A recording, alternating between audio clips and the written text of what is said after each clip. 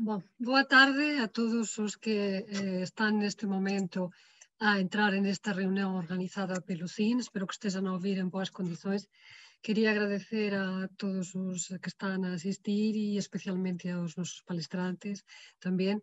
Entón vamos dar inicio a máis unha sesión organizada no contexto destas reunións que o CIN ten desenvolvido periódicamente. Neste caso vamos abordar un tema que centra agora o interés de todos nós e que ten marcado a nosa vida nos últimos anos, como todos sabemos. Non é? E vamos tratar das abordaxes farmacolóxicas usadas na terapéutica da COVID e na xestão desta doença, xestão e prevención. Pronto. A comunidade científica ten realizado un enorme esforzo de investigación e publicación de traballos nos últimos tempos. Ten habido desenvolvimentos continuos e as evidencias sobre os varios medicamentos foron alterando rapidamente, confirmando a utilidade en algúns casos e en outros levando a desaconsellar o uso por falta de eficacia ou por un balanzo beneficio-risco desfavorable. No CIN temos tentado pasar esta información ou divulgar alguma desta información a través das newsletters que todos receben no fin de semana, non é? Os socios, se tenta fazer unha compilación de artigos sobre esta materia, mas pensamos que neste momento era útil tamén facer un punto da situación e contar con unha presentación sobre este tema. Estamos posiblemente agora nunha cuarta vaga, a situación non acaba de estar debidamente controlada e, por tanto, é importante que contemos todos os farmacéuticos con información para poder transmitir ás persoas e en fin, e estarmos actualizados. É a terceira reunión que realizamos en tempo de pandemia e, por tanto, por esta vía, todos nos adaptamos ás novas formas de traballo que se impoen. E para realizar esta presentación convidamos dois colegas que já elaboraron un artigo para o noso último número do boletín do CIN sobre esta temática, juntamente co profesor Bruno Sepodes. E hoxe, por tanto, vamos ter connosco o profesor Joan Roxa e a colega Diana Acosta. Agradezo moito a disponibilidade dos dois para estar presentes. Entón, vou dar a palabra, en primeiro lugar, ao profesor João Roxa. O profesor é farmacéutico, ten un mestrado tamén en medicamentos a base de plantas e un doutoramento en farmacoloxía e farmacoterapia. É profesor na Facultade de Farmacia da Universidade de Lisboa e investigador tamén no AIMED. É o perito tamén da Comisión de Avaliación de Medicamentos no Infarmed e da Agencia Europea do Medicamento. Perito tamén farmacéutico e toxicolóxico da Dirección Geral de Alimentación e Veterinaria, revisor e editor de diversas publicacións internacionais, orientador de tesis de mestrado e de doutoramento, e ten publicado diversos artigos e realizado múltiplas comunicacións, além de contar con varios premios. Por tanto, non me alongo máis e paso a palabra ao profesor Roxa, pedindo desculpas máis unha vez por esta interrupción. Boa tarde. Antes de mais, queria agradecer à doutora Aurora Simone por me ter convidado para fazer esta comunicação, por ter convidado para fazer o artigo no boletim do CIN. E devo dizer que é um gosto poder estar aqui e tentar contribuir um bocadinho mais para a discussão sobre este tema. Eu, não querendo demorar muito nesta introdução, é extremamente relevante hoje em dia que recebemos informações de várias fontes e que muitas vezes não têm o filtro científico que deveria. É extremamente importante todos os profissionais de saúde terem o máximo de informação possível, porque não só para eles próprios, mas ainda mais importante para poder transmitir a melhor informação ao doente, ao cidadão preocupado, a toda a gente. Portanto, se for possível que consiga, eu e a doutora Diana, que consigamos transmitir aqui um bocadinho mais de informação e criar aqui uma discussão em que todos nós saímos um bocadinho mais ricos. É esse o nosso objetivo. Portanto, obrigado pela oportunidade. Boa tarde a todos também que estão a assistir. Eu vou partilhar a minha apresentação, que será metade da comunicação que vamos fazer hoje. O objetivo da minha comunicação é específico e será metade, já vão perceber metade do objetivo desta palestra. Antes de mais, devo realçar que o que vai ser dito e explicado aqui é apenas o ponto de vista e a opinião do próprio orador, portanto, nenhuma das afiliações devem ser atribuídas ao que vai ser dito. E aquilo que eu me referia quando falava de duas metades desta comunicação está relacionado com as duas abordagens terapêuticas à Covid-19. Nós sabemos que hoje em dia falamos muito da questão da vacinação, porque é obviamente aquilo que nos vai impedir ou nos vai permitir impedir a progressão da pandemia e eventualmente conseguirmos controlar a pandemia e tornar a Covid-19 em algo mais de surtos e de surtos epidémicos que vão sempre aparecer. Mas algo muito importante que não nos podemos esquecer é que, para além de uma campanha de vacinação, nós precisamos de ter abordagens terapêuticas que consigam tratar os doentes.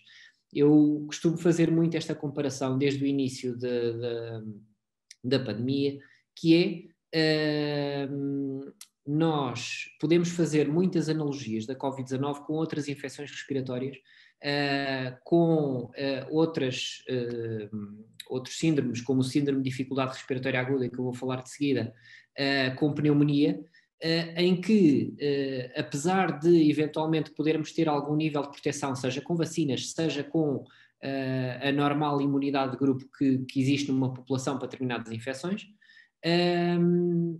se tivermos um doente no hospital com uma pneumonia, para além de todo o sistema de apoio de standard of care que se faz a um doente desses, que eu vou explicar a seguir, existe uma terapêutica direcionada para o agente etiológico que está a causar aquela infecção e aquela doença respiratória. No caso da Covid-19, precisamos também dessa abordagem. Precisamos da vacinação, precisamos de uma grande parte da população vacinada, mas precisamos ter opções para tratar os doentes que poderão estar em estado mais grave ou doentes que nós queremos impedir que cheguem a esse estado mais grave. Portanto, vamos falar destas duas perspectivas e no final, obviamente, tanto eu como a doutora Diana podemos falar tanto de uma como de outra abordagem, mas esta primeira parte vai ser específica para a parte do tratamento. Obviamente não consigo esquecer aqui a minha veia académica e antes de entrar para a parte dos tratamentos propriamente ditos e quais é que estão aprovados e por aí adiante, queria fazer aqui uma revisão da matéria, porque muitas vezes nós estamos tão concentrados nas abordagens, na proteína spike, nos linfócitos, que nos esquecemos um bocadinho do que está para trás e no fundo precisamos de perceber a Covid-19 antes de percebermos como tratar a Covid-19. O que é que eu quero dizer com isto? O que eu quero dizer é que a Covid-19 é uma doença respiratória e que, em termos de fisiopatologia, é muito semelhante a outras doenças respiratórias infecciosas. Há algo que é extremamente importante perceber, que vou continuar a explicar nos slides seguintes, que é, há aqui duas componentes extremamente importantes na fisiopatologia da Covid-19, que é uma fase inicial em que há uma infecção, em que há proliferação do vírus, replicação viral, e a partir de uma determinada altura, o nosso organismo e o sistema respiratório, neste caso a parte do sistema respiratório inferior a nível alveolar, vai haver uma resposta imunitária. Com essa resposta imunitária vem um dos principais problemas da Covid-19, que no fundo é aquilo que leva à destruição do tecido pulmonar e é no fundo aquilo que leva a uma manifestação mais grave da doença. Portanto, no fundo, sim, o problema é o vírus, é a replicação viral, mas depois a resposta inflamatória que é originada a partir daí. E isso depois leva a que tipo de reações? A partir do momento em que há uma reação inflamatória, há a disrupção da barreira epitelial e endotelial a nível dos alvéolos, o que depois leva à infiltração de polimarfa nuclear, produção de mediadores inflamatórios, acumulação de fluido e por aí adiante, que leva a edema pulmonar, à ativação de outras células do sistema imunitário, à lesão das próprias células alveolares e células do parênquima pulmonar, e isso vai eventualmente levar àquilo que se chama diminuição da complacência alveolar, que é, a partir do momento em que nós temos, por exemplo, alvéolos com fluido, torna-se muito mais difícil que ocorram as trocas gasosas, e esse é, no fundo, um dos principais problemas. A partir do momento em que há trocas gasosas dificultadas, muitas vezes há necessidade ou de fornecimento de oxigênio, ou em casos não invasivos, ou em casos mais graves, a necessidade de ventilação. E neste momento considera-se que o doente está com o que é chamado de síndrome de dificuldade respiratória aguda. Este é um dos pontos que eu gostava de realçar, que acaba por ter muitas semelhanças com outras doenças respiratórias e que vai ser usado como ponto de partida para se perceber um bocadinho a abordagem farmacológica na Covid-19. Portanto, isto é um síndrome que já se conhece há muito tempo, que pode ser causado por vários estímulos, sendo que os mais normais são infecciosos. De forma geral, a pneumonia é a principal causa para este síndrome. Tem uma taxa de incidência variável de acordo com os países, mas o que eu gostava de realçar é a taxa de mortalidade, que dependendo da gravidade deste síndrome, do SDRA, pode ir desde 25% a 45%, apenas considerando um síndrome de dificuldade respiratória aguda. Se considerarmos que muitas vezes se torna sistémico, as taxas de mortalidade podem ser mais elevadas. Eu agora falando pré-Covid-19, era muitas vezes subdiagnosticado, portanto não era numa entidade clínica que se falasse muito, simplesmente sabia-se que o doente tinha determinados indicadores, mas não era algo que especificamente fosse muito falado, e sabíamos também que mesmo doentes que recuperavam pós-SDRA, podiam apresentar uma lesão pulmonar permanente ou um longo período de recuperação. Obviamente eu não vou entrar aqui em grandes pormenores. Nós temos uma fase aguda, uma fase proliferativa e uma fase fibrótica, que explica um bocadinho o problema dos doentes com Covid-19, principalmente a nível das trocas gasosas, da complacência pulmonar, da necessidade de ventilação, porque sem ventilação, ou seja, a administração de volume de oxigênio mais regular e em volumes maiores, seria muito difícil manter a oxigenação arterial, e chegamos a um ponto de fibrose, e isto explica não só a necessidade de ventilação, mas nos doentes pós-recuperação, a eventualidade desses doentes poderem ter algumas consequências respiratórias e não terem a mesma capacidade respiratória do que antes da infecção. Queria realçar também aqui a relação do SDRA, deste síndrome respiratório, com a disfunção múltipla de órgãos e a capacidade que esta doença tem de se tornar sistémica, sendo um fenómeno que começa com uma inflamação local a nível dos pulmões.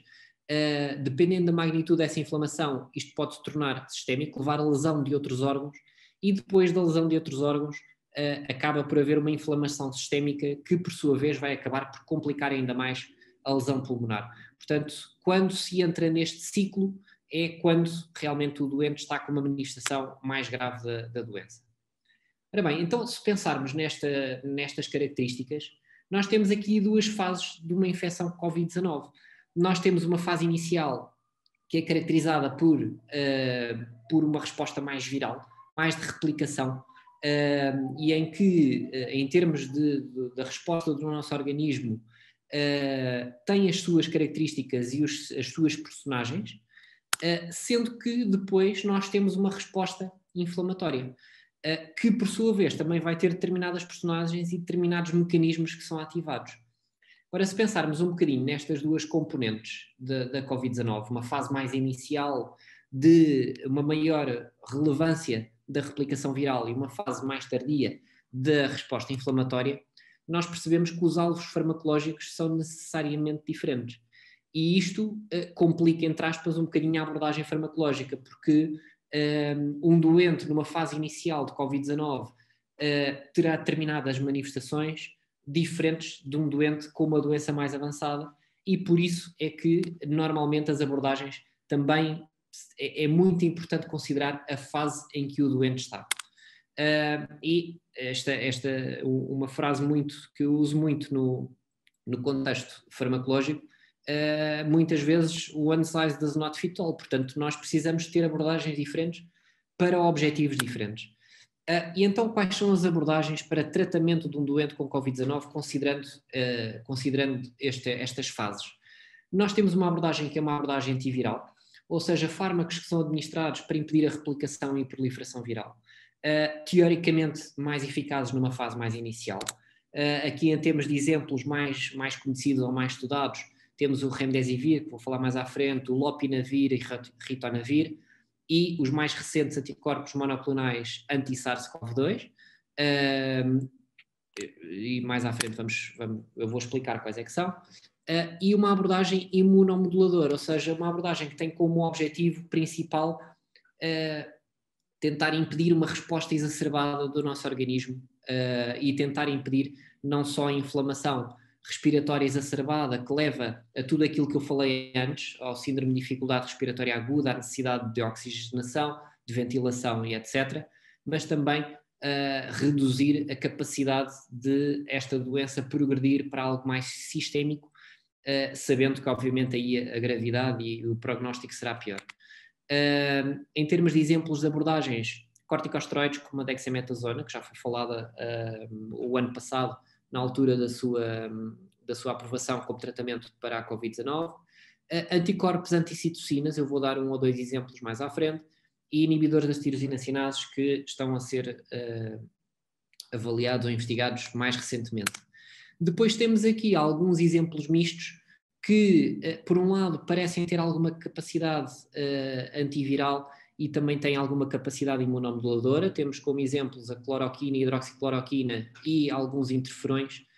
No entanto, esta abordagem não tem tido muito sucesso e até agora não houve exemplos claros de benefícios clínicos utilizando esta abordagem.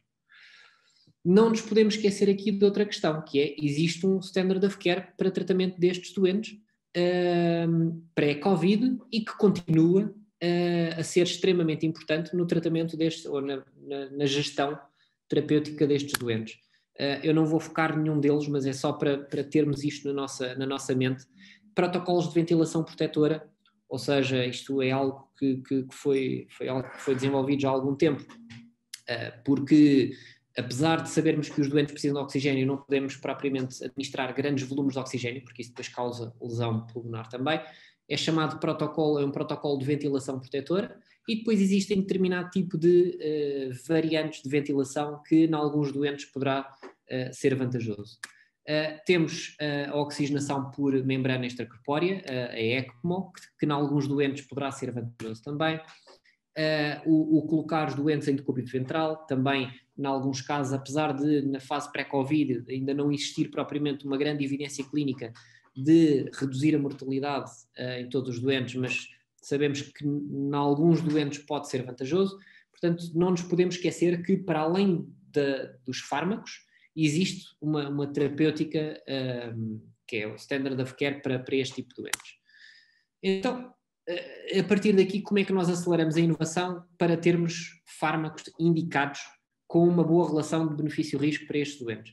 Eu uso muito esta comparação quando falo num determinado ponto, não temos medicamentos. Como é que nós passamos de uma altura em que não tínhamos nenhum medicamento para a Covid-19 para uma situação em que temos várias opções?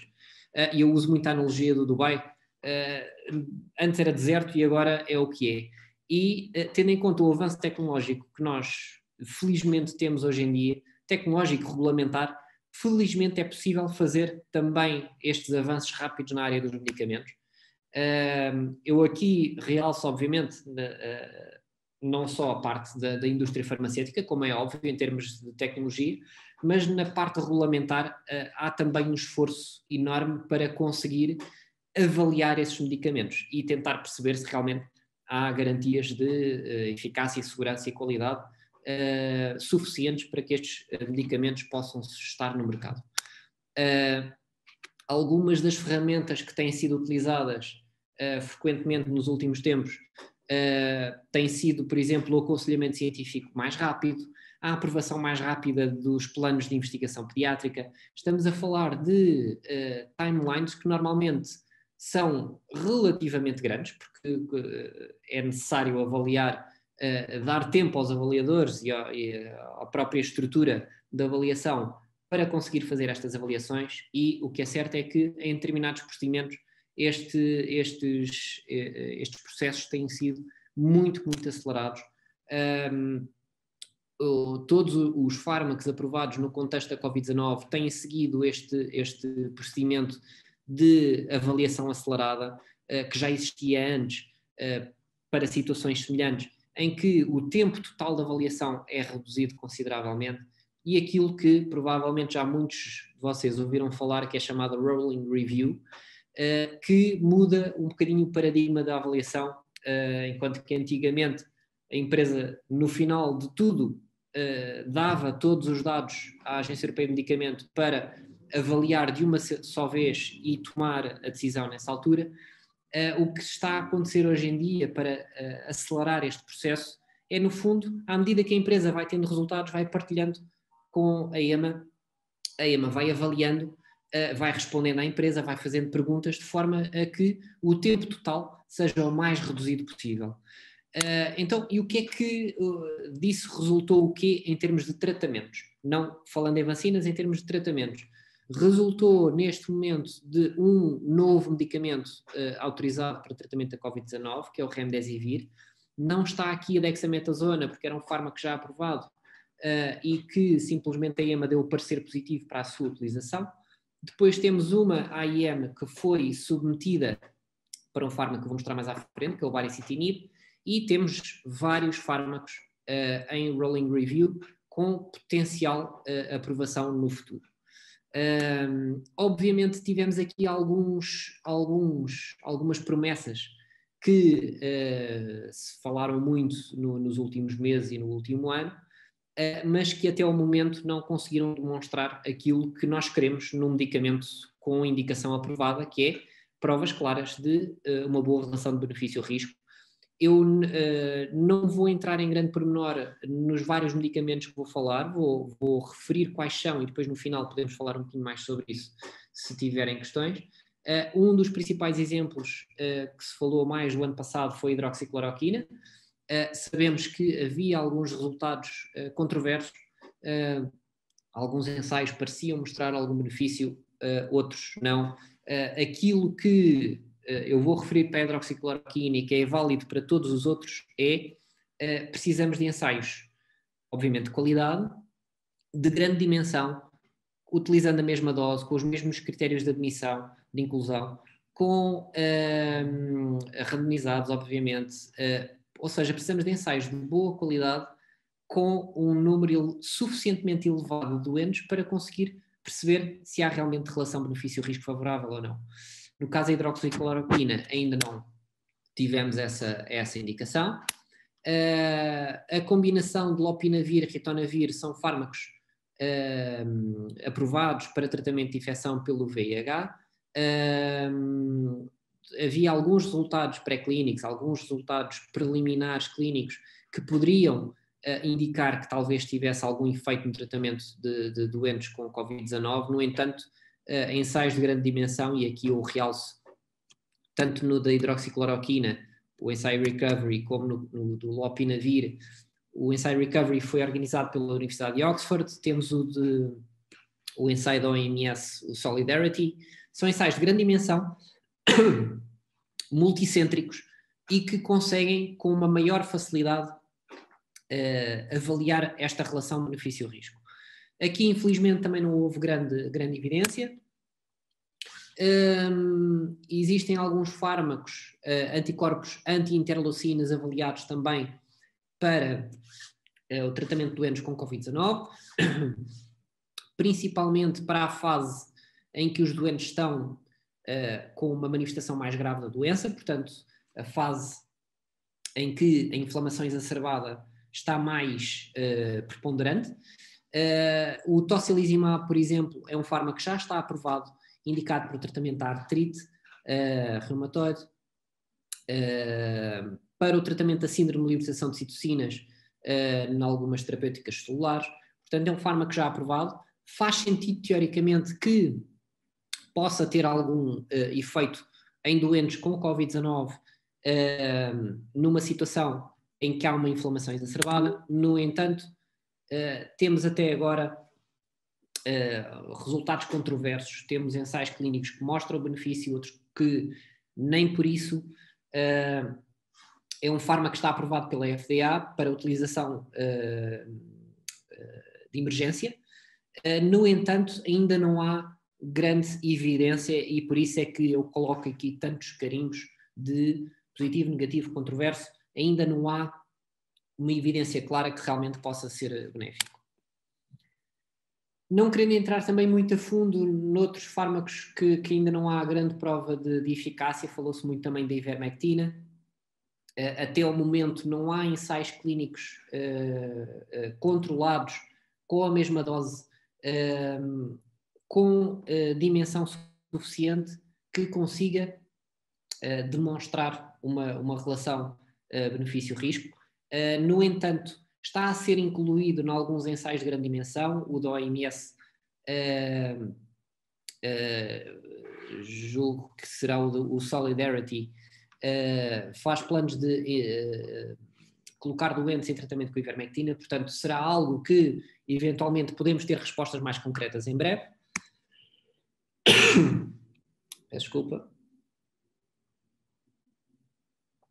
E entramos agora nos fármacos que estão um bocadinho mais à frente em termos de fase regulamentar. Temos o Remdesivir, é um fármaco antiviral, é um fármaco que já está aprovado para o tratamento da Covid-19.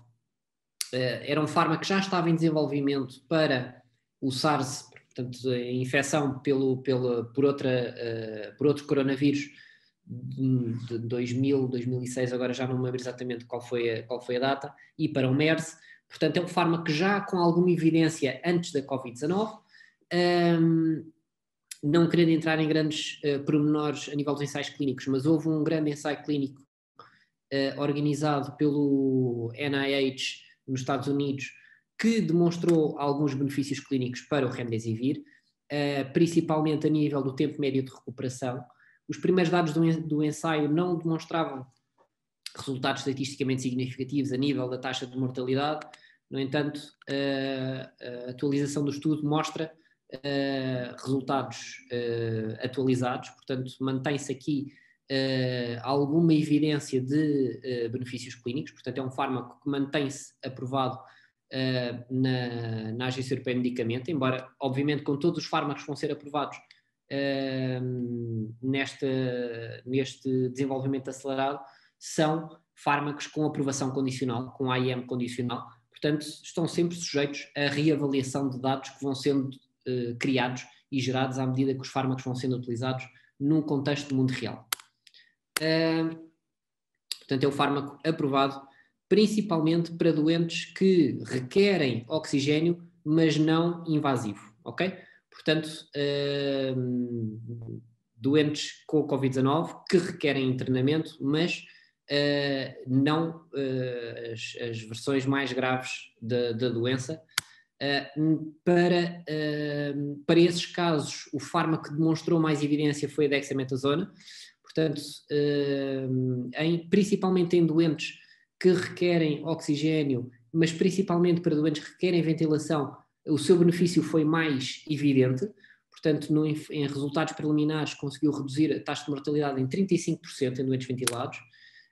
E resultados mais recentes mostram que é um benefício que se mantém. Portanto, temos resultados mais recentes que mostram que a dexametasona, comparado com o standard of care, aumenta o número de dias vivo e livre de ventilação mecânica. Portanto, fármaco também aprovado e que faz parte dos protocolos de tratamento para a Covid-19. Depois temos aqui um conjunto de fármacos, eu aqui vou abreviar um pouco, porque o mecanismo de ação é muito semelhante. Temos fármacos que são, no fundo, anticorpos monoclonais anti-SARS-CoV-2, ou seja, são anticorpos direcionados contra epítopos do SARS-CoV-2. A grande maioria deles são epítopos da proteína spike, e que têm tido resultados clínicos com benefício evidente. Portanto, são fármacos que estão em avaliação, em rolling review, pela EMA, apesar de, ao abrigo de um protocolo, de um artigo, agora não vale a pena falar qual, mas que acelera este procedimento, a EMA já deu um parecer positivo para grande parte destes fármacos que estão a ser avaliados ao abrigo da rolling review. Portanto, provavelmente serão fármacos que irão ser alvo de um pedido de AIM mais para a frente. Portanto, temos este exemplo. Temos outro exemplo, bamlanivimab, é também um anticorpo monoclonal anti-SARS-CoV-2 que pode ser utilizado em monoterapia em combinação com outros anticorpos anti-SARS-CoV-2 e que também demonstrou benefício clínico. Outra combinação chamada cocktail de anticorpos monoclonais anti-SARS-CoV-2, muito falado o ano passado quando foi noticiada a infecção do presidente Trump. Portanto, na altura foi muito falado porque foi supostamente com este cocktail que foi tratado. Está também em rolling review pela EMA e já recebeu parecer positivo. Portanto, aparentemente tem uma eficácia clínica significativa, portanto está em avaliação e, tal como os outros, poderá ser alvo de submissão de pedido da AIM nos próximos tempos. Eu não vou entrar agora em pormenores dos ensaios clínicos. Este é relativamente mais recente, ainda não há publicações, mas já está em rolling review. E já há indicação de que realmente pode ser eficaz. Grande parte destas abordagens são abordagens numa fase mais inicial, ou seja, doentes que não estão em estado grave. O objetivo destes anticorpos monoclonais é precisamente impedir que um doente diagnosticado com Covid-19 evolua para as formas mais graves da doença. Ok? O baricitinib é um fármaco que já está aprovado, está indicado para a artrite reumatoide e para a dermatite atópica.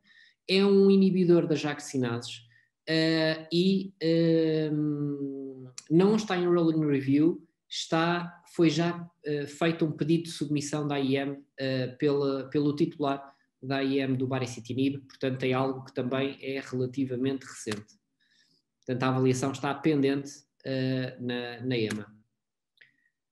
Ora bem, eu julgo que não excedi muito o tempo que tinha pensado. Esta é a abordagem terapêutica em termos de tratamento de doentes com Covid-19. A seguir vamos falar um bocadinho sobre o desenvolvimento de vacinas, sobre as vacinas aprovadas, sobre a utilização das vacinas em Montreal. Vai ser falado pela doutora Diana. E no final então podemos conversar aqui um bocadinho sobre todos estes aspectos. Eu vou passar já a palavra para não perdermos muito mais tempo e obrigado pela atenção que deram.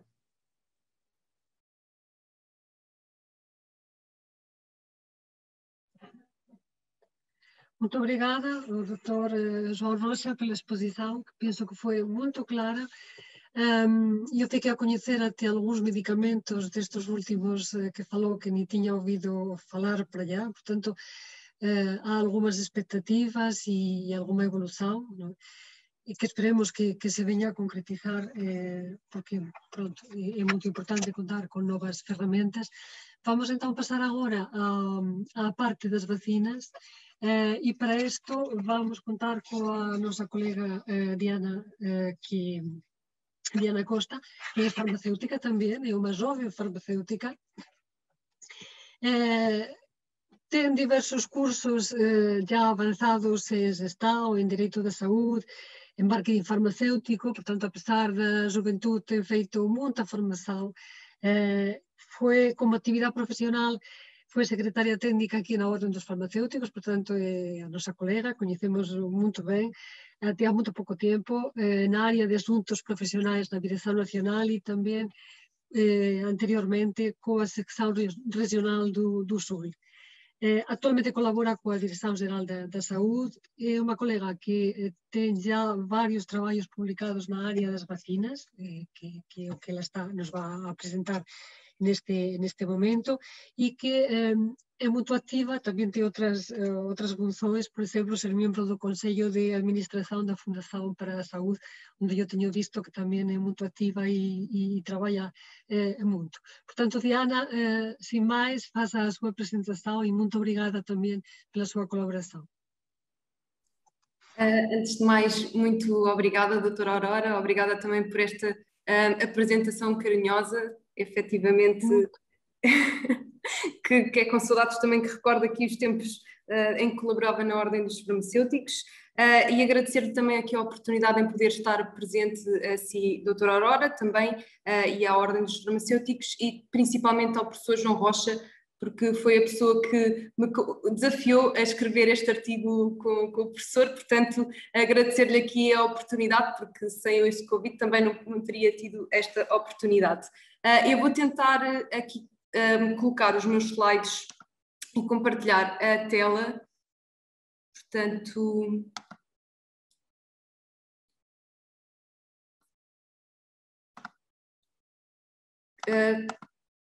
creio que estão a ver a tela correta.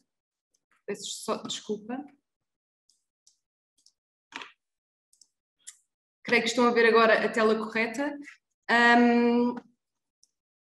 Eu queria, antes de mais, antes de iniciar a apresentação, dizer que pronto, aqui também não sou especialista em nenhuma destas áreas, ou seja, nem na área da farmacologia, nem da vaccinologia. Este trabalho está muito relacionado com uma recolha da informação existente à data que realizámos, e também todas as opiniões expressas no contexto desta apresentação serão da inteira responsabilidade dos oradores aqui participantes e não vinculadas às entidades com as quais colaboram.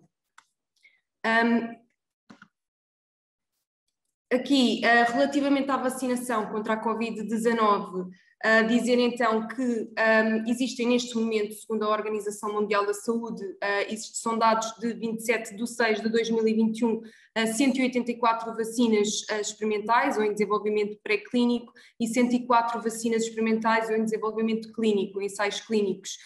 Também, tendo em conta aqui uma plataforma da London School, nós conseguimos ter uma perspectiva geral de que vacinas é que existem em fase pré-clínica, na fase 1, na fase 1-2, nas várias fases dos ensaios clínicos e também a utilização neste momento e dentro das várias plataformas, e estão aqui destacadas 9 possíveis plataformas, das quais nós nos vamos focar principalmente em 4, porque depois podem se dividir em 4.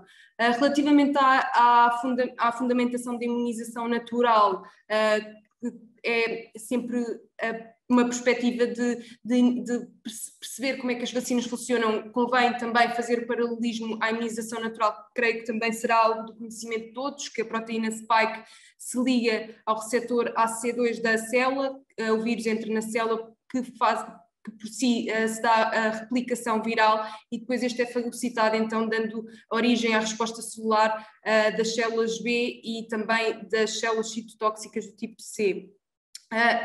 Como estava a referir, irei então focar os quatro tipos de plataformas de vacinas, nomeadamente a vacina do vírus enfraquecido ou inativado.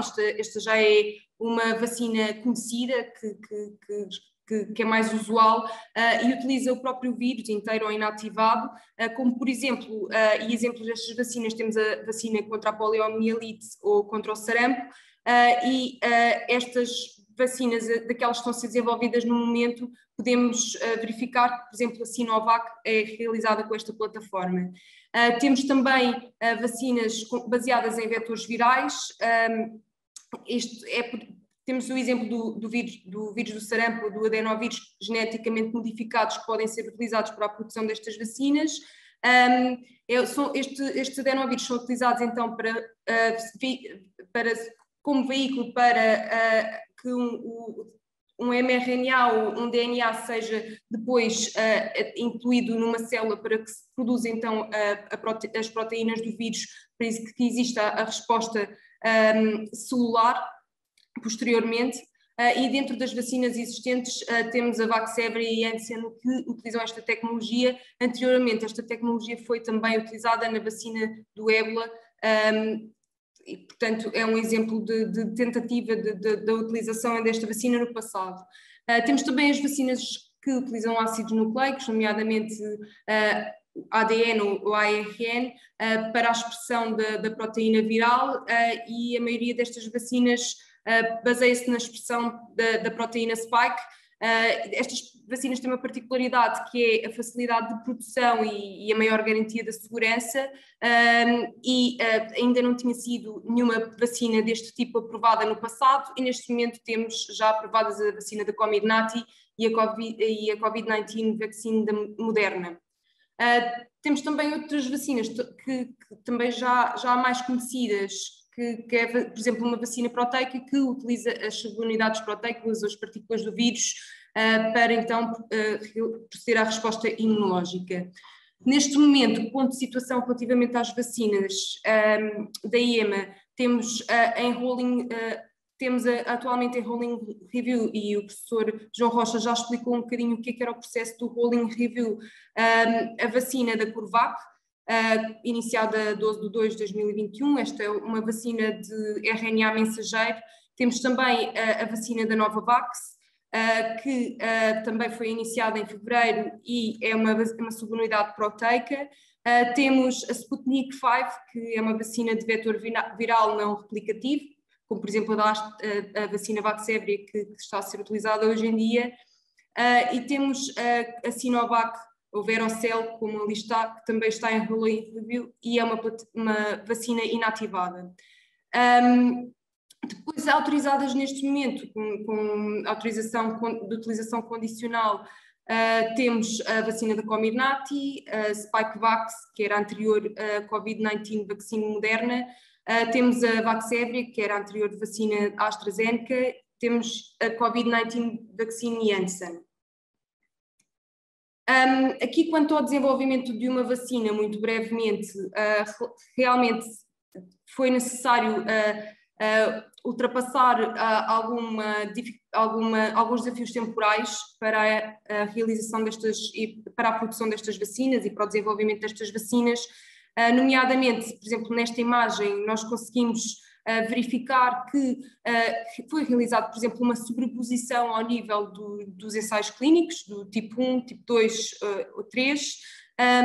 Foi também, existiu também um acompanhamento por parte da EMA e da FDA ao longo do processo de desenvolvimento, e uma rolling review que, de forma a que a avaliação da informação fosse realizada à medida que era disponibilizada à Agência Europeia do Medicamento e não de forma a proceder a um processo acelerado e não uma avaliação de submissão única, como era realizado anteriormente, e também foi permitida que a produção fosse desenvolvida ainda no decorrer dos ensaios clínicos, nomeadamente nos ensaios clínicos de fase 3. Efetivamente, para se conseguir chegar a este desenvolvimento mais rápido das vacinas, houve algum aproveitamento aqui do conhecimento do passado, ou seja, das tentativas que também já existiram ao nível do desenvolvimento das vacinas para outros vírus, como o MERS e o SARS-CoV-1, e este conhecimento adquirido no passado, mesmo tanto a este nível de investigação científica como ao nível regulamentar, puderam proporcionar, então, aqui também um apoio de conhecimento para o desenvolvimento destas vacinas.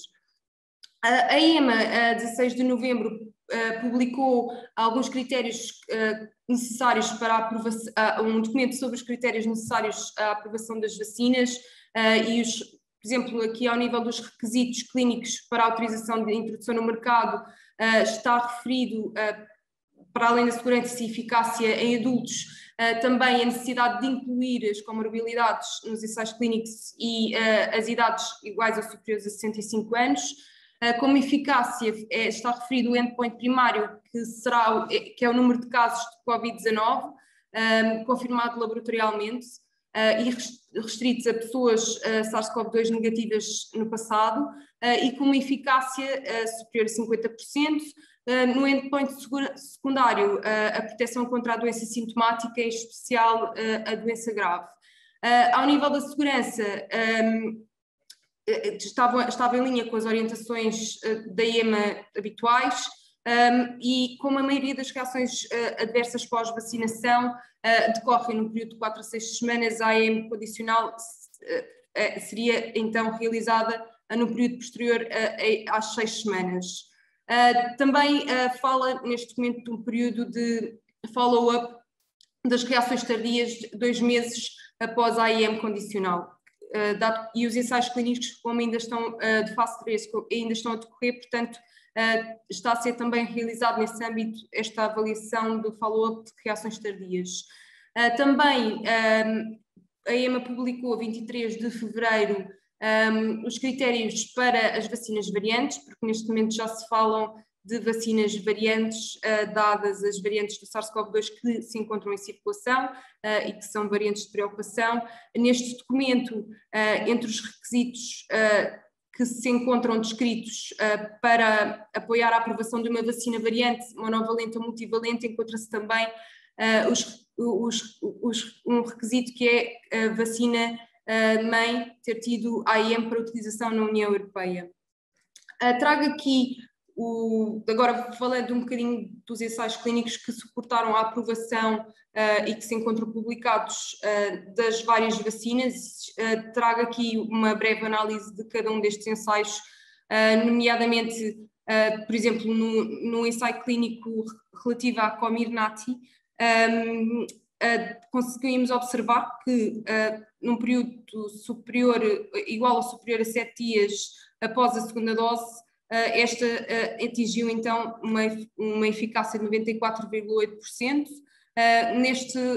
Neste gráfico consegue-se também percepcionar que nos dias após a primeira dose, que o período para a produção da imunidade inicia-se principalmente após o 7º dia, e consegue-se ver aqui a evolução da incidência cumulativa nas pessoas que receberam então a vacina Comirnaty, e pronto, através dos resultados dos 2 braços, tanto da avaliação da vacina como do placebo, conseguiu-se verificar através do número de casos em cada um destes braços qual é que seria a eficácia desta vacina, e que consta no RCM que a eficácia efetivamente é 7 dias após a segunda dose de 95%. Também é importante aqui, um aspecto muito importante nestes dados, é que se virmos aqui após uma dose e no período antes da segunda dose, existe uma diminuição acentuada da eficácia, portanto a importância do booster da segunda dose nestas vacinas. Quanto à Spikevax, Covid-19 Vaccine Moderna, o racional é o mesmo, portanto, aqui foi avaliada 14 dias após a segunda dose, tem uma eficácia de 94,1% documentada em RCM. Depois, no que respeita à Vaxzevria, apenas esta vacina apresenta um braço da administração da Vaxzevria e outro do controle, porque foram administradas outras vacinas, não tendo sido propriamente apenas o placebo.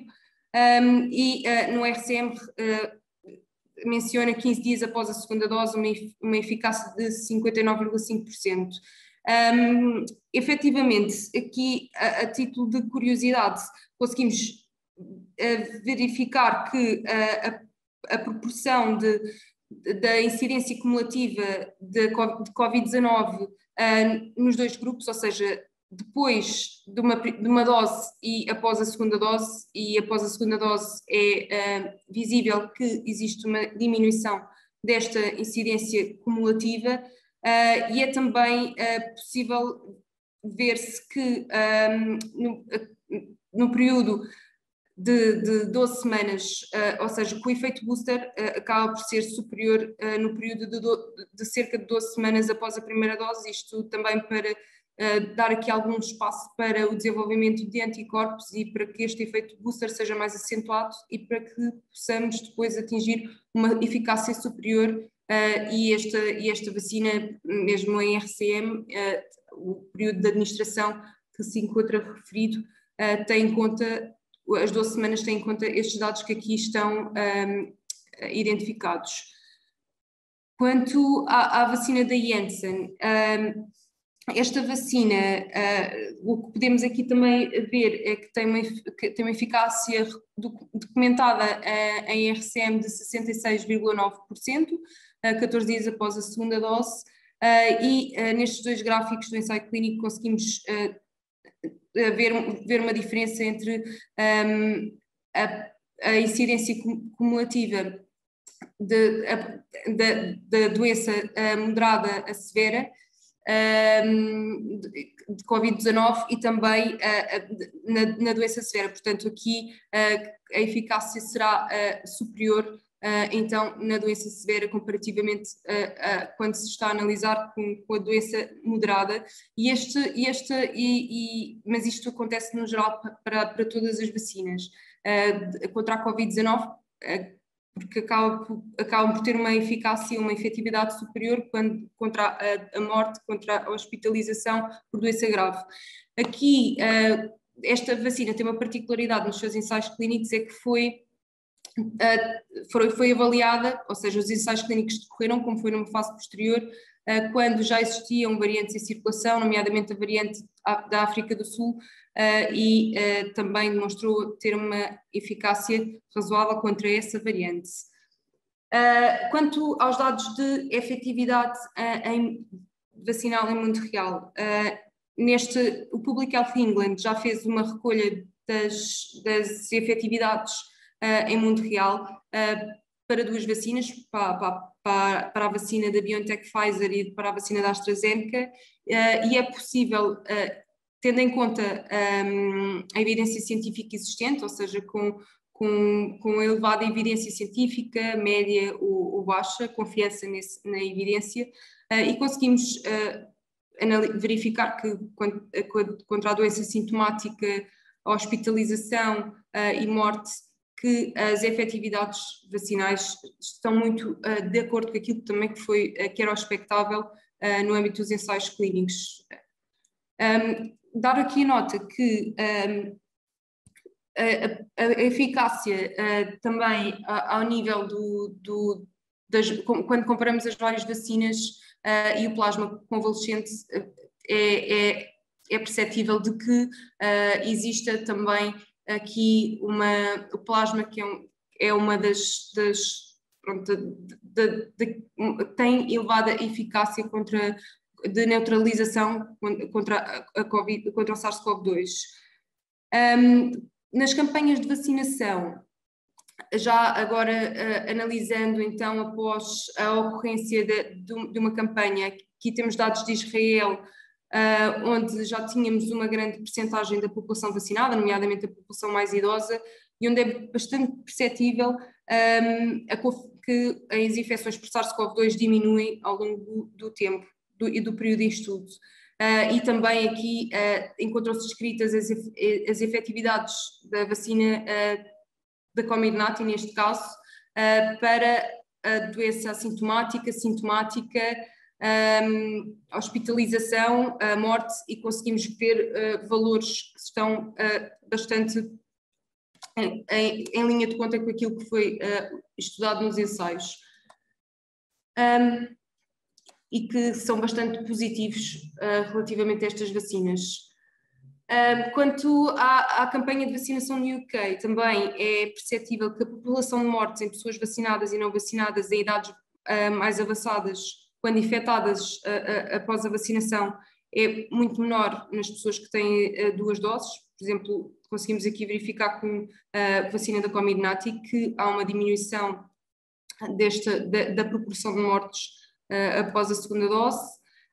E também, quanto à efetividade das vacinas para as variantes de preocupação, e faço aqui uma listagem das variantes, conseguimos ver que após a primeira dose, por exemplo, na variante Delta, isto foi um estudo decorrido no UK, que avalia a vacina da Comirnaty e da AstraZeneca na variante Delta, e é perceptível que após a primeira dose, não, comparativamente com aquilo que verificámos anteriormente, há uma diminuição da efetividade vacinal, mas esta mantém-se após a segunda dose destas vacinas, após o efeito booster. Este gráfico, esta imagem é apenas para que se possam ter uma percepção da capacidade de neutralização e dos títulos de anticorpos para as várias variantes do vírus nas diferentes vacinas. E também deixo aqui alguma evidência da memória imunológica e da proteção que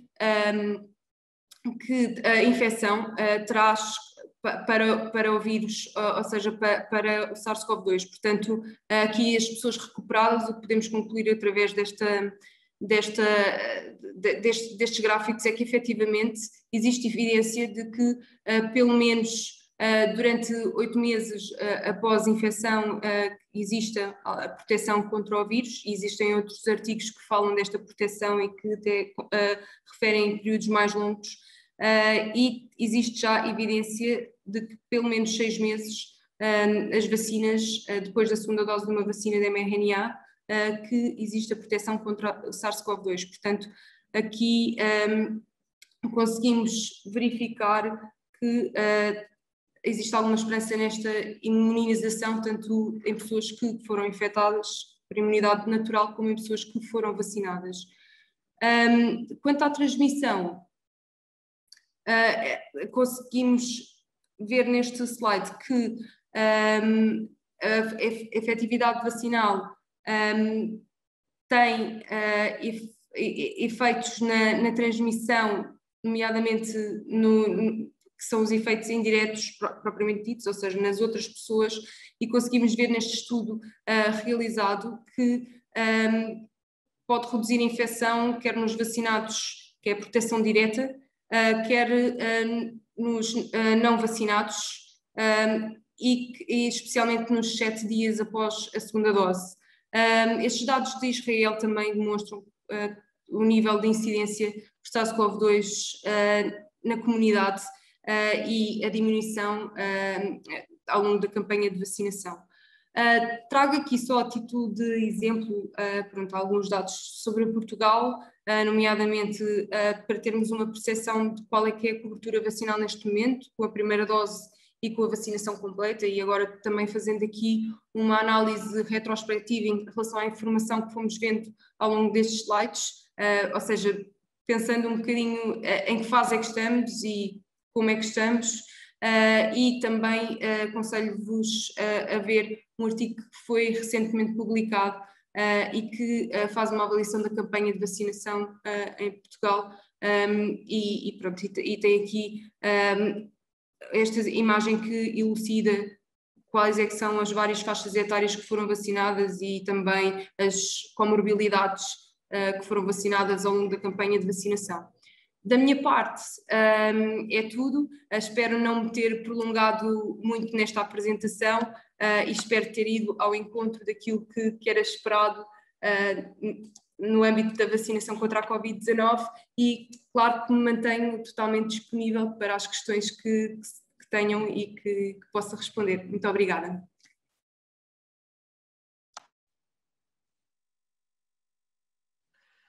Bom, muito obrigada, Diana. claro que a súa presentación respondeu ao que era pretendido, eu gostei moito, especialmente das explicações sobre o desenvolvimento das vacinas, que é importante para nós compreender, dados os desafíos temporais que foron necesarios, non é? Como ultrapasar este proceso, non é?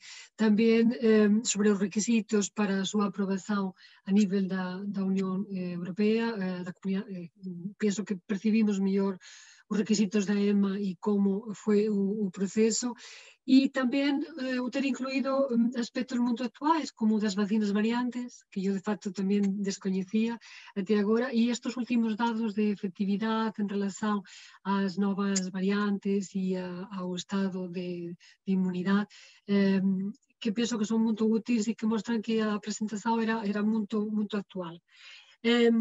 Ya temos aquí algunhas questões para tentar responder. Houve tamén un comentario que solicitaba o envío das presentações. Bom, eu queria comunicar que normalmente estas apresentações, desde que os colegas concorden, fican disponíveis posteriormente no portal da Orden dos Farmacéuticos, na sección do CIN, non é? E, portanto, en principio, vamos ter para poder rever, porque constitúe con certeza unha ferramenta importante para estudar e ver con máis calma, non é? Temos aquí unha questão que é qual sería o tempo recomendado entre a administración da vacina, da segunda dose, e a determinación de anticorpos de modo a poder determinar a eficacia da mesma. Se há algún dado ou se coñecen.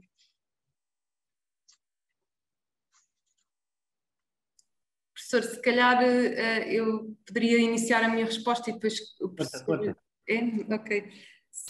Pronto, aqui quanto ao tempo de administração, eu projetei há pouco nos slides, mas, por exemplo, nos ensaios clínicos da vacina da AstraZeneca é bastante evidente de que a administração de uma segunda dose num período mais prolongado após a primeira aumenta o efeito booster.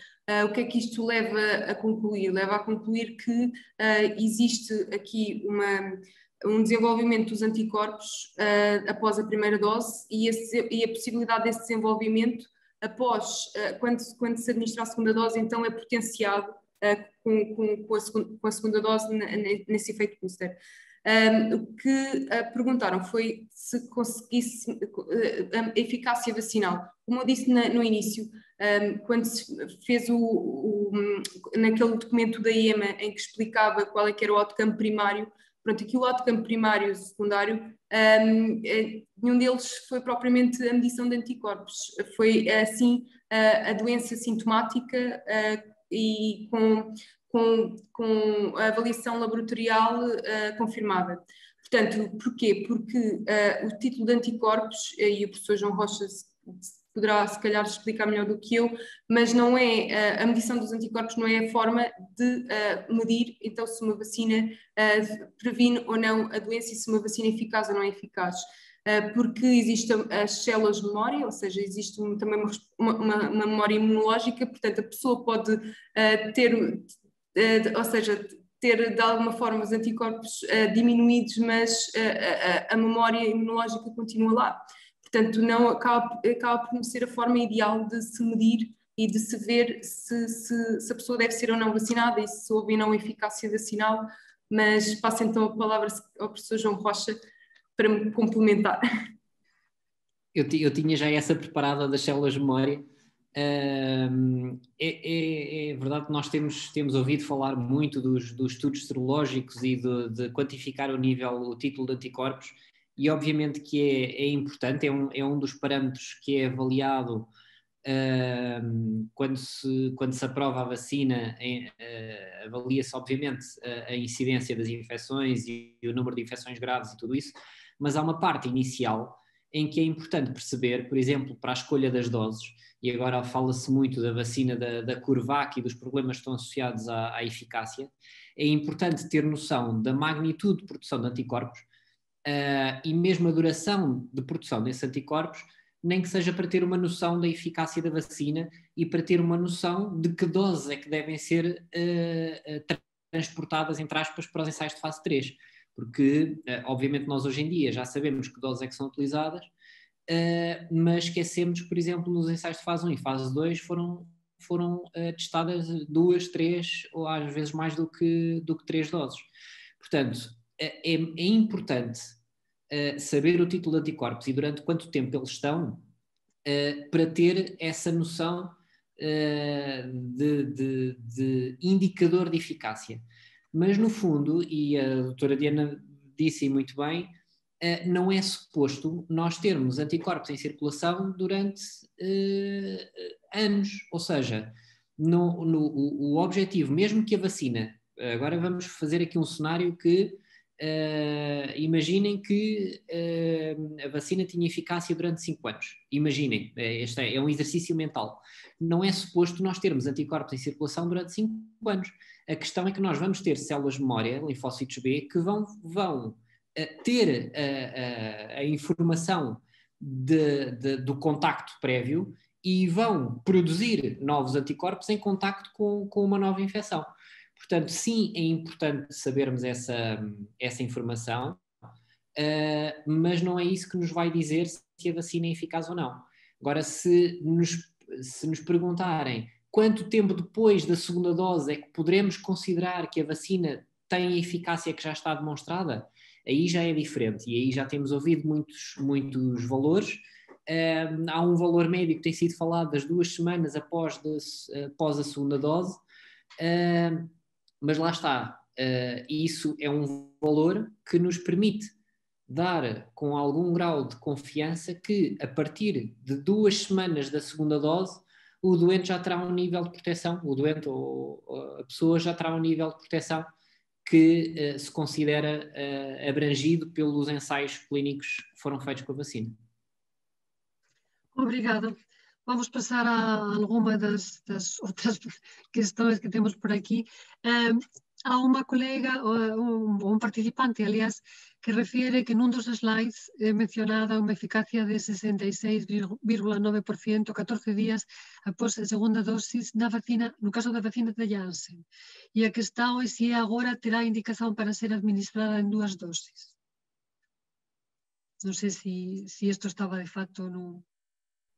Eu posso começar e o professor João, não sei, o professor é como quiser.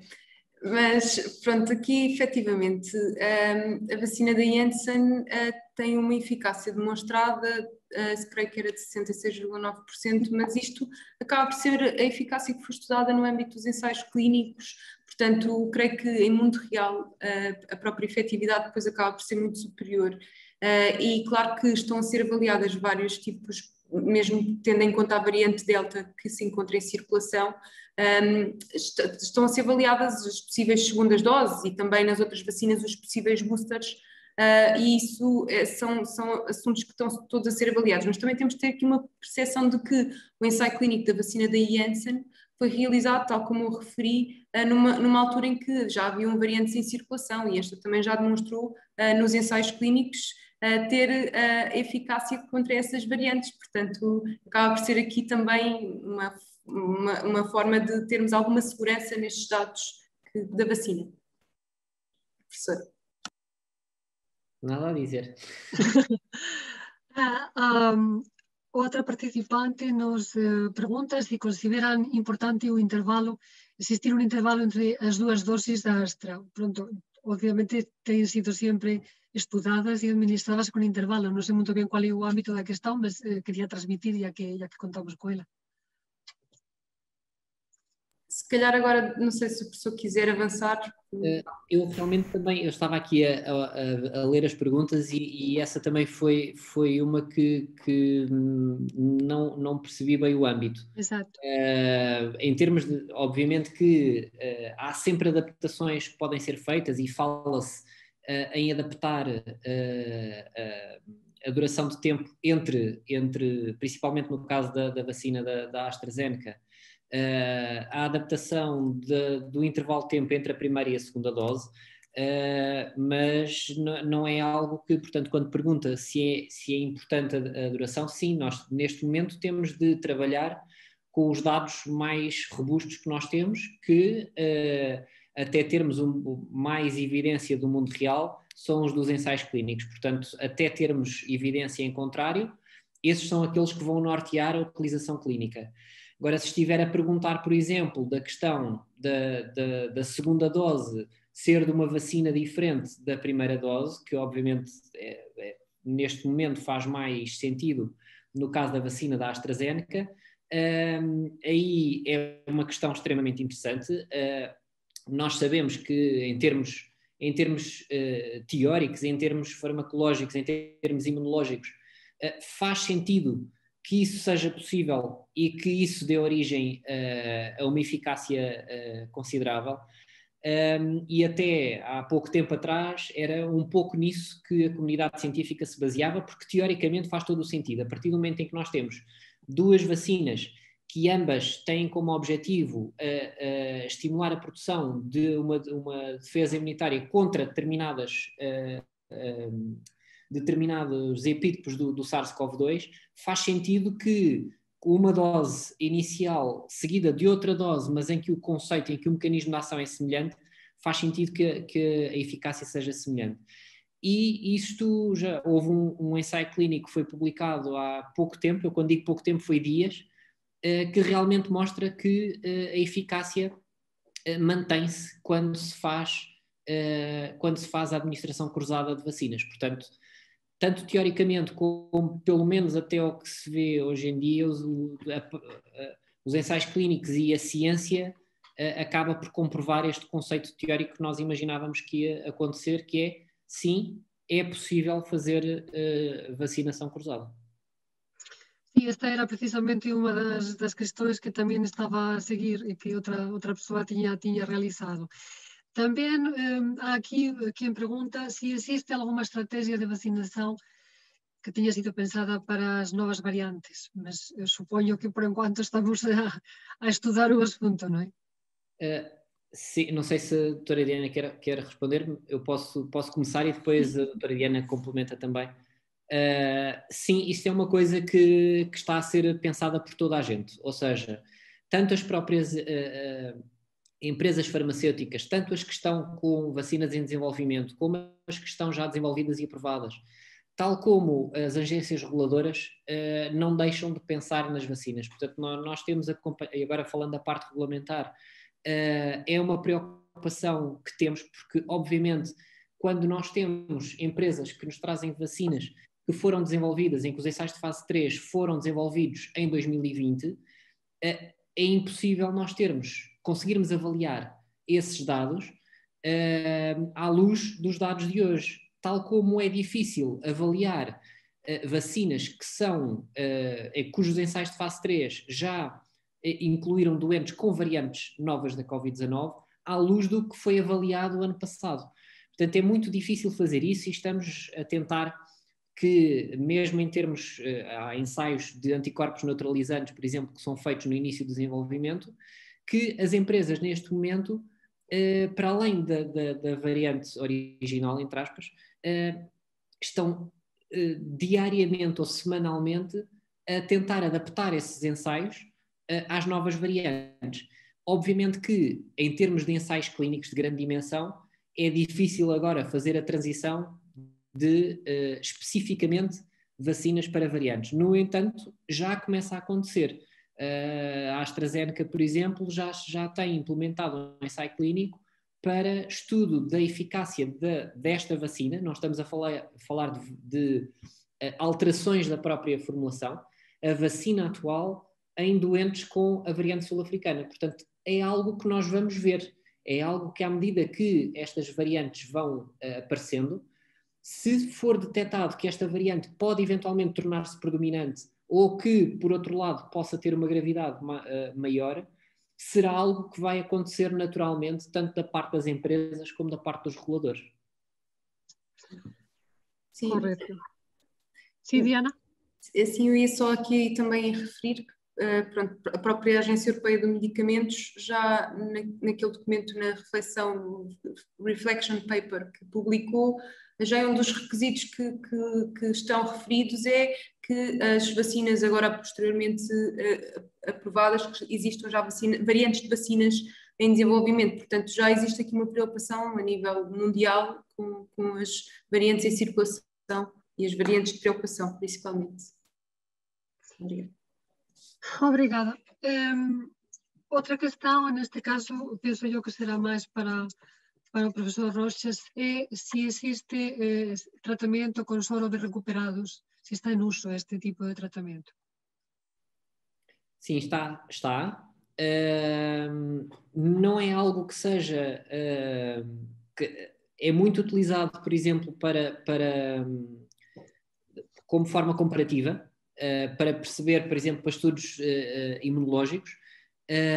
Em termos de utilização em massa, é algo que tem alguns fatores limitantes. Portanto, apesar de, em centros que tenham a capacidade para fazer esse tipo de tratamento, apesar de haver vários estudos que mostram que pode ter efeitos benéficos, não é algo que possa estar, ou seja, não é algo que possa ser tão massivamente utilizado como outras abordagens. Mas também nessa abordagem temos visto resultados contraditórios de estudo para estudo, porque também varia muito, é uma abordagem muito variável. Ou seja, é como, agora fazendo aqui uma comparação também imunológica, é como alguns fármacos para tratamento de rejeições, em que quando são fármacos que são obtidos com uma determinada titulação e através de fontes diferentes, a eficácia é sempre variável. Portanto, sim, pode ser útil, mas não é algo que seja que se consiga tão facilmente avaliar a eficácia. Obrigada. Temos aqui uma outra questão. Será conveniente fazer prova dérmica, como era feito para o BCG, para confirmar o título de anticorpos?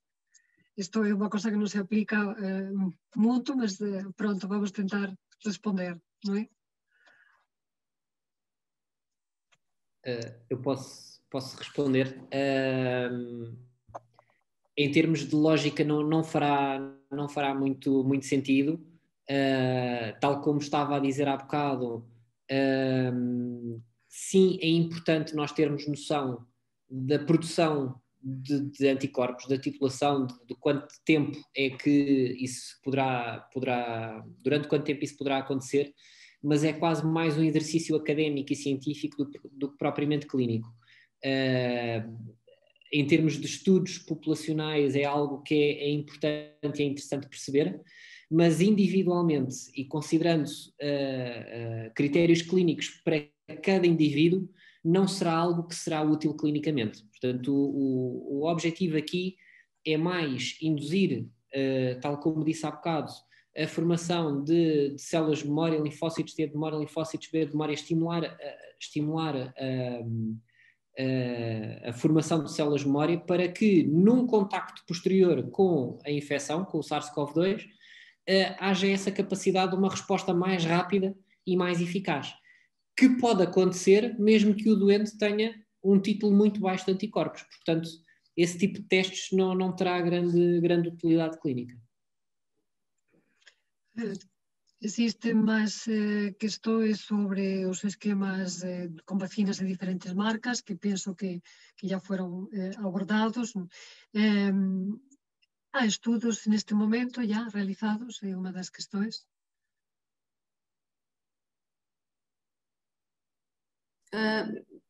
Relativamente à administração de vacinas de diferentes marcas, se há resultados de estudos concretos. Sim, existem vários estudos, já existem resultados também publicados. Um dos estudos que tem resultados publicados é, por exemplo, o COMCOV, que é um estudo do UK, realizado pela Universidade de Oxford, se não estou em erro, e que apresenta outcomes de segurança e de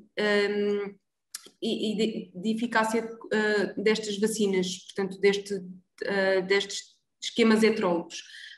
Até agora, pelo que eu tenho visto e tenho acompanhado os estudos, os resultados têm sido, tal como o professor João Roças referiu há bocado, pelo menos a eficácia do esquema normal ou do esquema homólogo tem sido documentada, portanto tem demonstrado dados de segurança que são tem demonstrado dados de segurança e também dados de eficácia, portanto esses estudos também estão a ser realizados e existem vários ensaios clínicos a decorrer a nível mundial relativamente a estes esquemas heterólogos.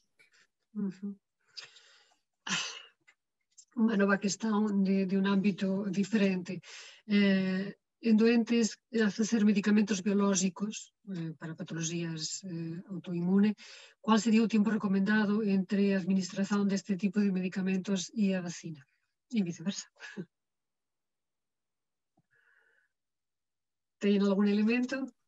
Peço desculpa, medicamentos imunológicos, digamos que estamos a falar de... Medicamentos biológicos. Biológicos, é assim, nas normas específicas das vacinas contra a Covid-19, eu não sei se o professor depois querá dizer alguma coisa, existem as especificações das situações em que, pela realização de algum medicamento, por exemplo, as pessoas que realizam imunossupressores têm que ter um determinado distanciamento da administração de uma vacina, e existem especificações relativamente aos medicamentos que as pessoas tomam e que devem ser seguidas, e essas indicações também constam diretamente nas normas e são várias as identificadas. Não sei se o professor João Rocha quererá acrescentar algum ponto. É uma muito boa pergunta, porque não há propriamente um tempo que se recomende. Nós sabemos que, em termos de informação disponível, há muito pouca, porque pensando nos ensaios clínicos que foram, que são base do conhecimento que temos hoje em dia, grande parte dessas doenças e grande parte dos tratamentos que, agora já não me lembro exatamente se estava a falar exatamente de doenças autoimunes ou de outro tipo de doenças, mas pensando em medicamentos biológicos para tratamento de doenças autoimunes. E para patologias autoimunes, comentavam. Okay. A pergunta era sobre isso. Seriam fatores da exclusão de grande parte dos ensaios clínicos. Qual é que é o problema aqui? O problema aqui é que deixamos de ter tantas certezas ou tanta garantia da capacidade que o doente depois terá de ter uma resposta previsível à administração da vacina. Portanto, é algo que ainda não está estudado, é algo que, obviamente, à medida que vão sendo criados dados da utilização da vacina no mundo real, será algo que nós vamos perceber melhor. De que forma é que doentes que estão imunocomprometidos, por exemplo, seja pela patologia ou pelo tratamento, se a resposta à vacina estará diminuída comparativamente com doentes que não estão nessas condições. Portanto, é uma excelente pergunta, mas eu neste momento não tenho muito mais informação do que Pronto, eu se calhar teoricamente já disse. Se calhar se pudesse só dizer mais uma ou duas coisas relativamente a este assunto. Pronto, efetivamente aqui o que vemos na vacinação em geral é que as vacinas devem ser administradas algum tempo antes do início da terapêutica imunossupressora, não é? Para que também não exista aqui um comprometimento, ou possa não existir um comprometimento da resposta imunológica da pessoa que está a fazer esta terapêutica imunossupressora. Mas, no entanto, tal como o professor João Rocha referiu, estes dados relativamente às vacinas contra a Covid-19, os doentes com imunossupressão, as pessoas com imunossupressão foram excluídas dos ensaios clínicos, portanto é algo que ainda está a ser avaliado em mundo real.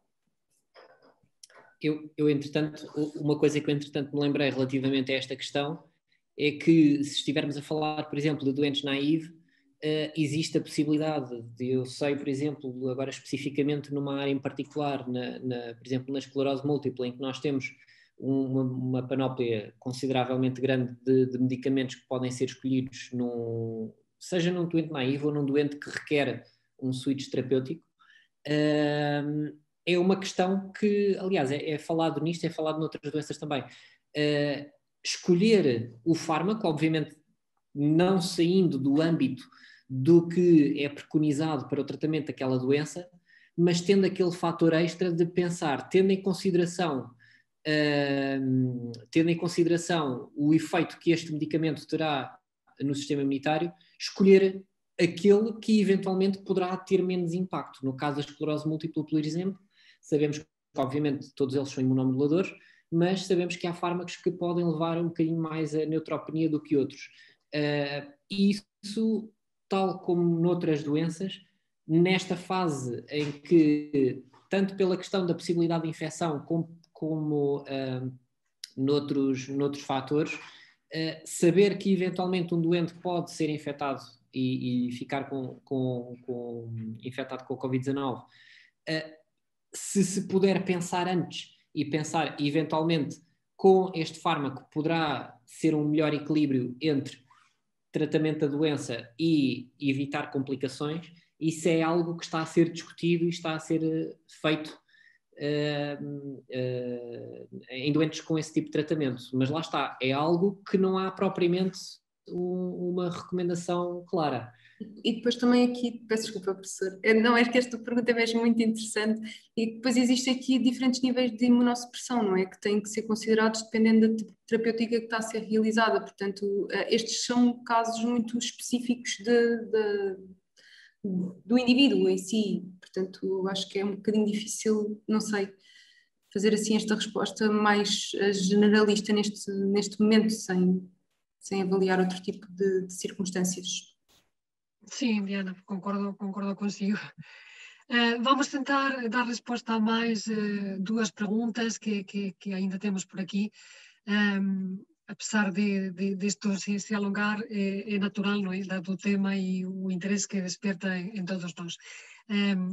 Um participante pergunta sobre qual será a importância dos linfócitos T na proteção vacinal.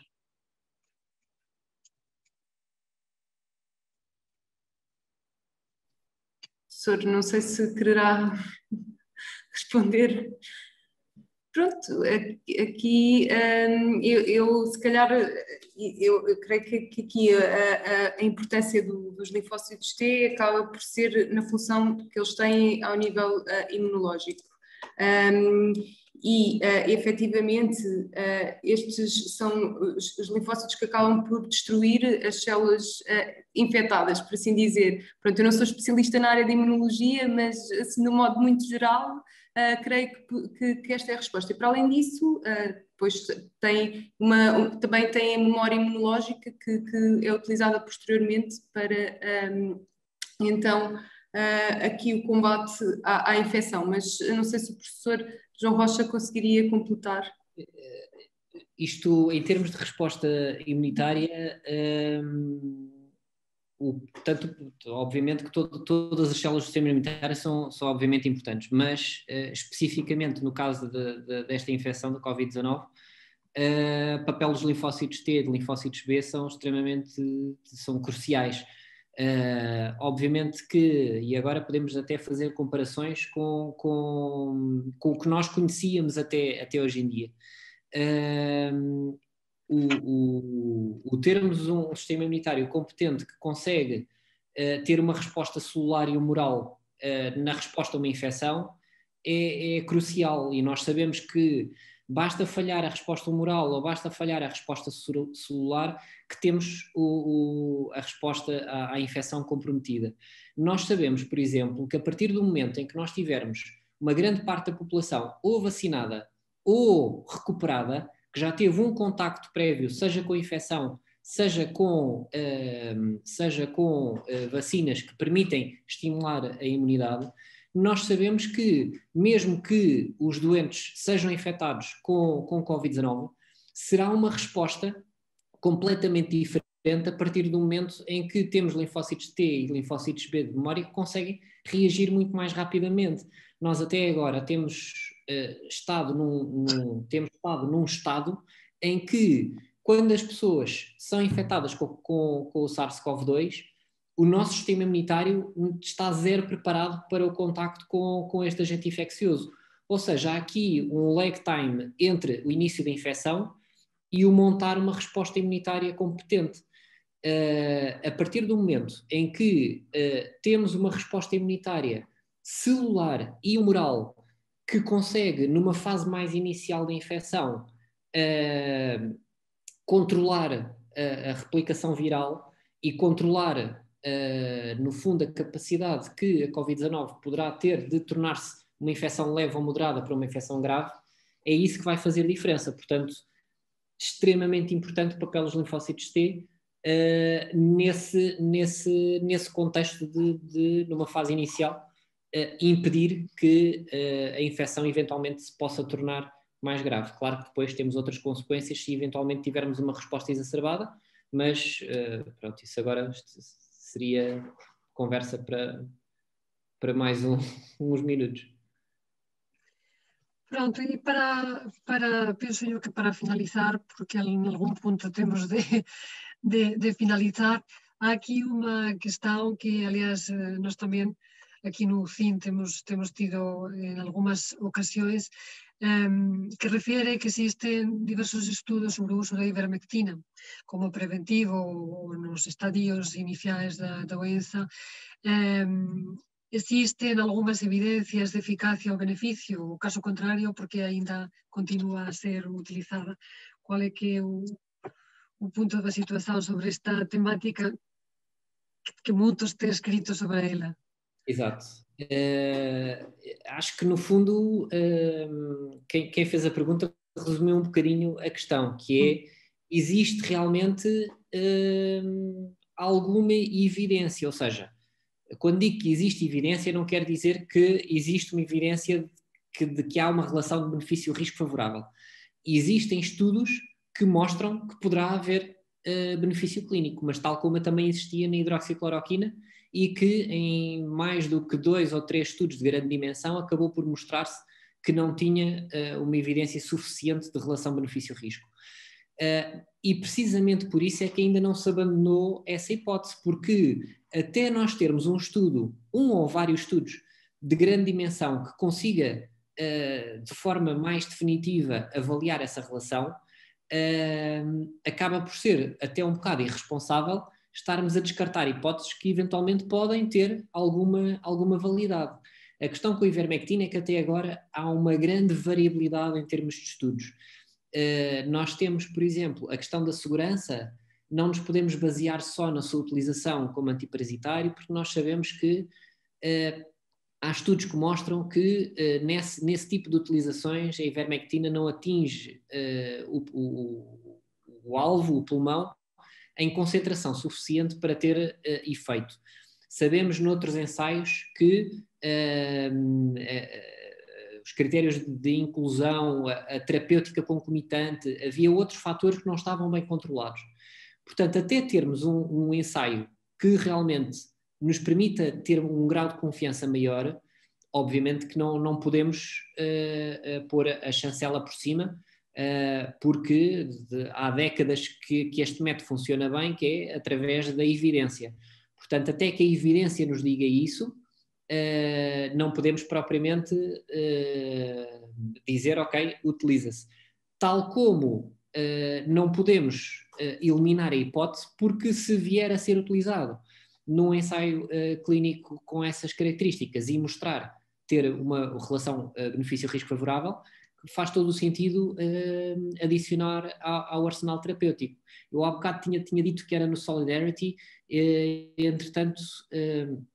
entretanto lembrei-me, não foi no Solidarity, foi no ensaio da Universidade de Oxford.